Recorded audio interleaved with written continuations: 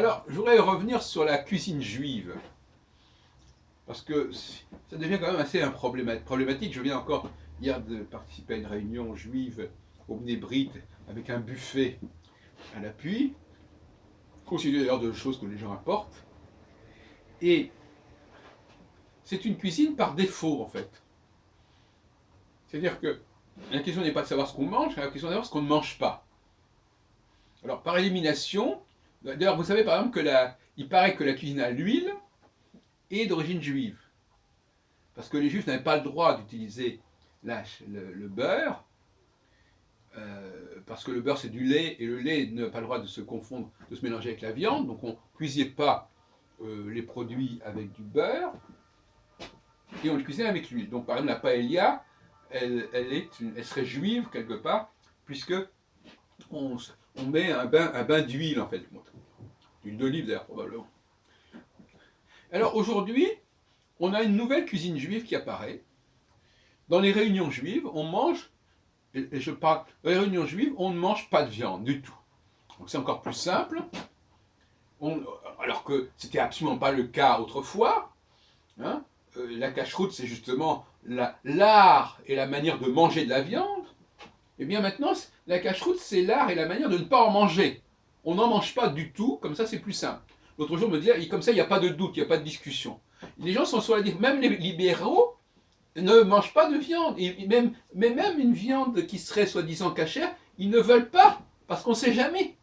On ne sait jamais, quelqu'un apporte, en disant voilà, j'ai acheté ça, c'est cachère. On ne sait pas, donc on ne mange pas de viande. D'autre part, comme ce sont des réunions qui ont lieu chez les juifs libéraux, dans certains nombres de cas, le Shabbat, on ne chauffe pas. Donc on va manger des plats froids, et pas chauds. On ne va pas manger de viande, ni de poisson d'ailleurs, plus ou moins. Et on va manger quoi?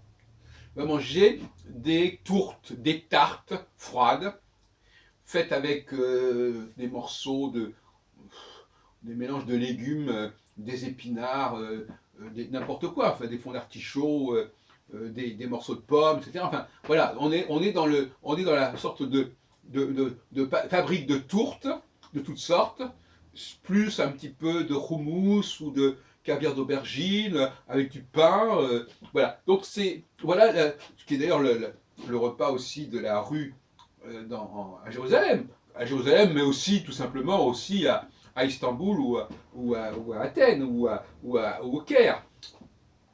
Donc cette cuisine israélienne, elle n'a rien d'israélien. C'est à partir du pois chiche, etc. C'est des cuisines de pauvres. Donc les juifs mangent de façon extrêmement pauvre, extrêmement économique jusqu'à certaine mesure, des plats trafiqués avec de la pâte, où on verse un petit peu de légumes, d'œufs, de farine, de fruits comme ça. Et je crois qu'on mange, on n'apporte jamais non plus de yaourt parce que je sais pas quoi. Enfin bref, en tout cas, voilà la nouvelle cuisine juive. Il n'y a pas grand chose à manger dedans. Eh bien moi, je suis totalement opposé à cette idée-là. Je pense que c'est malsain, c'est de la malbouffe. Et d'ailleurs, c'est très peu diététique.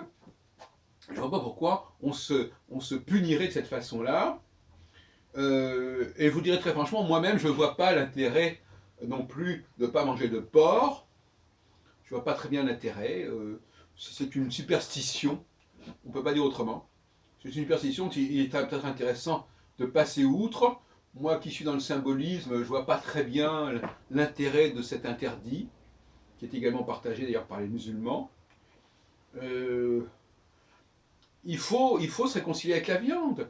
Est-ce que la cacheroute est une chose indispensable? Ça aussi, ça ne me paraît pas absolument indispensable. On sait qu'il y a eu beaucoup de débats sur le mode d'abattage.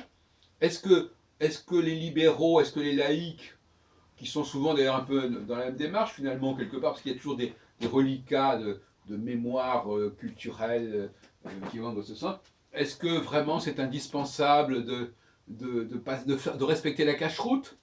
Moi, ce que je retiens de la cacheroute, c'est avant tout que les juifs mangeaient de la viande. Voilà, ils mangeaient de la viande. Ils mangeaient peut-être pas n'importe quelle viande, mais ils mangeaient de la viande. Et ce que je retiens aujourd'hui des réunions juives auxquelles j'assiste, c'est qu'on ne mange pas de viande. Et ça aussi, ça me paraît un problème, parce que finalement, quel est l'impératif? Est-ce que c'est de manger de la viande? Moi, je crois que oui, sous certaines conditions. Ou est-ce qu'il vaut mieux ne pas en manger? C'est comme si on disait, oui, est-ce qu'il vaut mieux aimer Dieu sous certaines conditions, ou est-ce qu'il vaut mieux ne pas aimer Dieu? Enfin, je ne sais pas. Je veux dire, ces genres de débits, c'est complètement des débats débiles. Il faudrait quand même arriver plus loin. Alors, je sais bien qu'il n'y a pas de pape dans le monde juif, que personne ne veut décider de quoi que ce soit, mais il y a des discussions qui n'ont plus beaucoup d'intérêt. Hein, voilà.